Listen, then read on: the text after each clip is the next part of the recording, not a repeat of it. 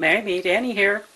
Before I get into this video, which is kind of a vlog video again, several of you had asked me what was the painting that was hanging behind my head in my videos. And it is a picture of a pier. It's not our pier, the one where we live. This is the one where we live.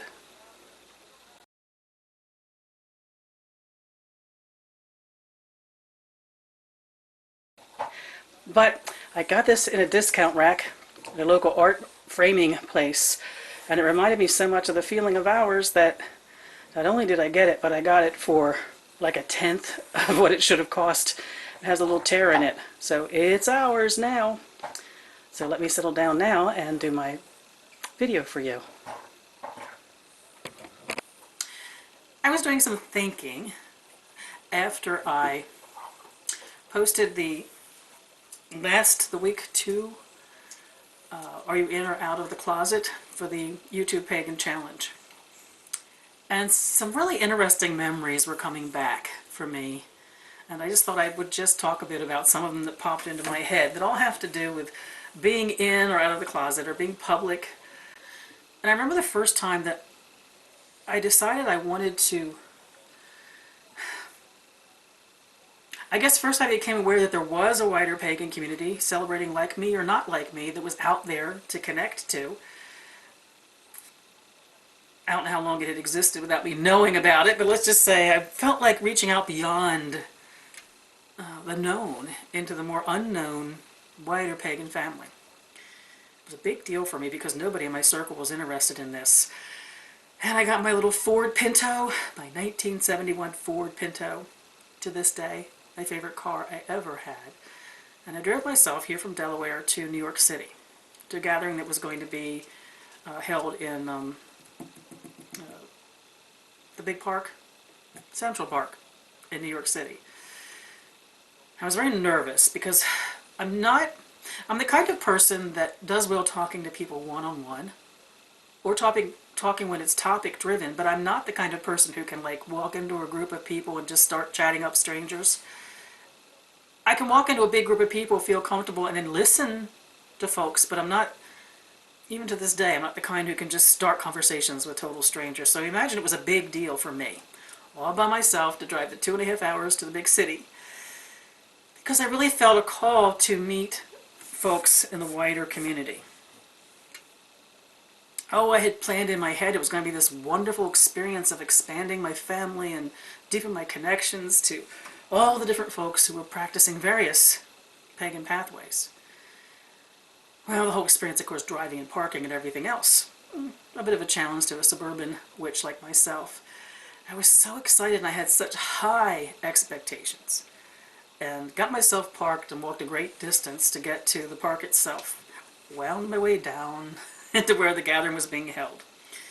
And as I was going down the hill, coming towards me in bright array was a Klingon. Now you have to figure. And this is before there were a lot of Renaissance festivals going on. It was before game playing was a really big deal. Oh, sure, I knew what Trekkies and Trekkers were. I was one of them. I knew about those conventions and everything. But I was expecting to see other people like me. And as I was going down the hill, all these fantasy characters were coming up the hill and mingling and moving around me and everything. I have to admit, I was heartbroken. I can laugh at it now, that 2.5 hour drive into the city, the struggle of parking and finding my way around and getting where I needed to be, and there were Klingons. So to this day, I think about my first experience with public gatherings was almost my last experience with public gatherings. It was such a big deal, and I was so majorly disappointed. Time solved that one. I went for many years to Pagans in the Park in Central Park, when indeed I did find others of like mind and if not like practice, and just had a glorious, glorious time. But I still remember that first, what felt like a brave attempt on my part to reach out, only to find that it wasn't what I expected it would be.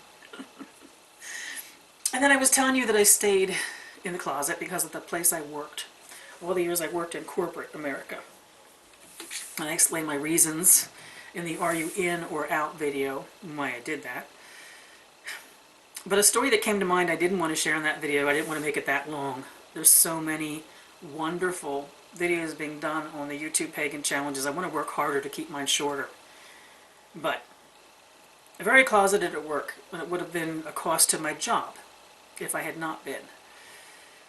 At this point I was going to some wider pagan gatherings and public rites, and it couldn't even have been the first big pagan festival was happening in Dover, our state capital at that time. I don't remember, but it was the time at which we were all getting out and about and meeting others. And I went to a gathering that was sponsored by traditionalists, but open to, let's say, traditionalist-friendly folks who would be comfortable celebrating the way that we did. So specifically, we're talking about Skyclad here. And it was on a farm, actually down near where I live now, which at the time was a couple hours drive from my house.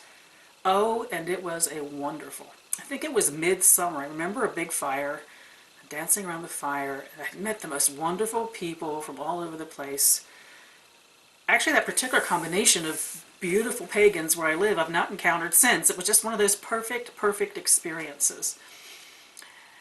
And I remember dancing to the point of total ecstasy around this huge fire.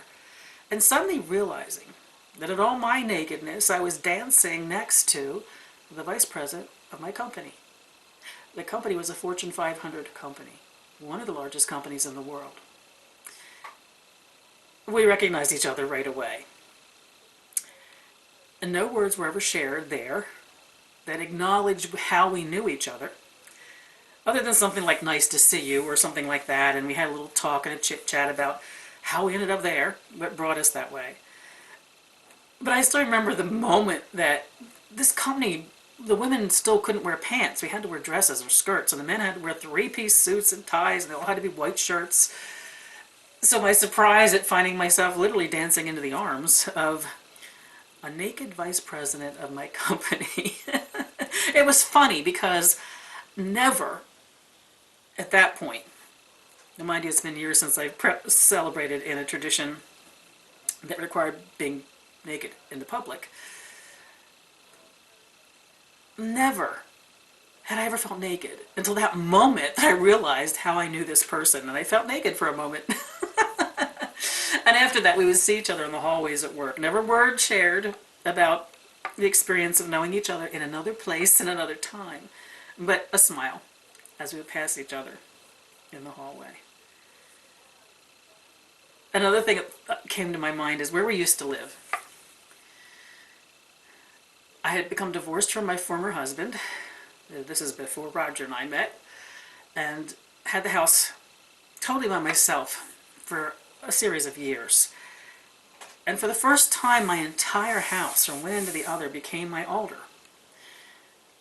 I had been respectful, married to my former husband, of not causing him any cause for having uncomfortable neighbors or family members or anybody in our home who would see something that they want an explanation for or question what a piece of art meant or statue or books or anything like that. So I had an extra room there, which is my meditation room, which is my altar room.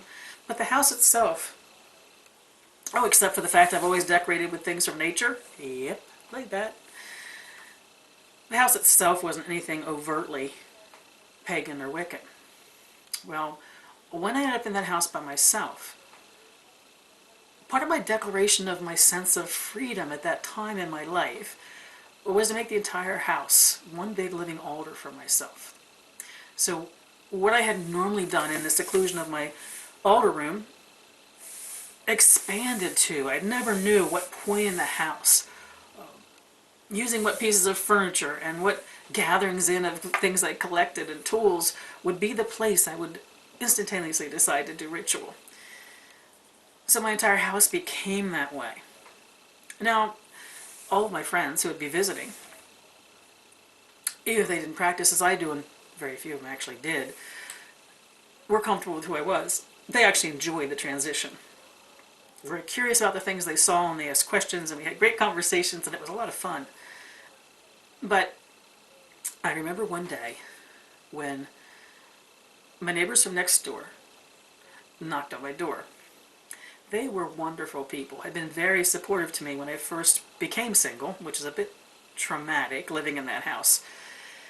And they had been very supportive and helpful, and I'd had some house problems, mechanical things that happened, and he had always been so helpful, helping me learn how to take care of the house on my own. They were a dear, sweet couple.